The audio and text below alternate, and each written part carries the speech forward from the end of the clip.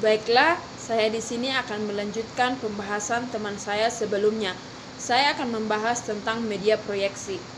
Media proyeksi adalah media visual yang dapat digunakan dengan bantuan proyektor. Hal ini tentu berbeda dengan media grafik, di mana media proyeksi membutuhkan alat elektronik untuk menampilkan informasi atau sebuah pesan. Jenis-jenis media proyeksi. Yang pertama, film bingkai.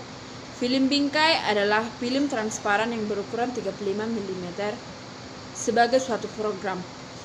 Film bingkai yang sangat bervariasi, panjang pendeknya tergantung pada tujuan yang ingin kita capai. Film bingkai memiliki kelebihan. Yang pertama, materi yang sama disebarkan ke seluruh siswa secara bersamaan. Yang kedua, perhatian anak dapat dipusatkan pada objek tertentu. Yang ketiga, fungsi berpikir penonton dirangsang dan dikembangkan secara bebas. Yang keempat, film bingkai berada di bawah kontrol guru. Yang kelima, penyimpanannya lebih mudah. Yang keenam, film bingkai dapat mengatasi keterbatasan ruang. Yang terakhir, film bingkai adalah media yang relatif sederhana. Selain kelebihan, film bingkai memiliki kekurangan.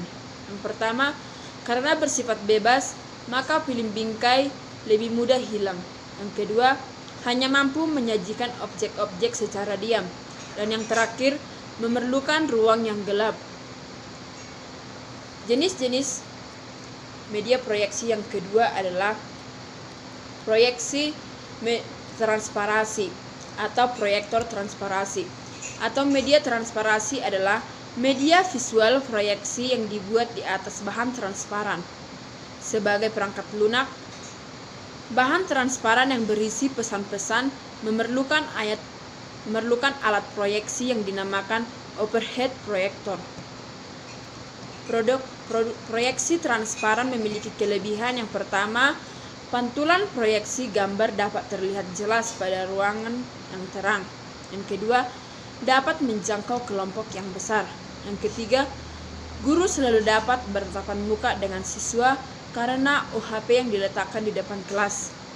Yang keempat, transparasi dapat dengan mudah dibuat sendiri oleh guru, baik yang dibuat secara manual maupun yang lainnya.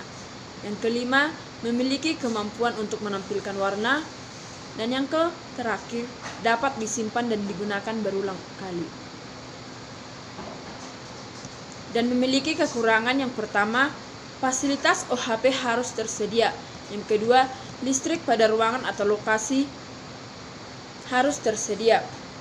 Yang ketiga, tanpa layar yang dapat dimiringkan, sulit untuk mengatasi distori tayangan yang berbentuk trapesium. Yang terakhir, harus memiliki teknik khusus untuk mengatur urutan baik dalam hal penyajian maupun penyimpanan. Yang terakhir adalah proyeksi tak tembus pandang. Disebut demikian karena yang diproyeksikan bukan bahan transparan, tetapi bahan-bahan tidak tembus pandang, seperti benda-benda datar 3 dimensi. Yang memiliki kelebihan bisa langsung memproyeksikan pesan yang ada di buku, koran, majalah, foto, bahkan media cetak lainnya. Dan memiliki kekurangan, harus digunakan pada ruangan yang gelap.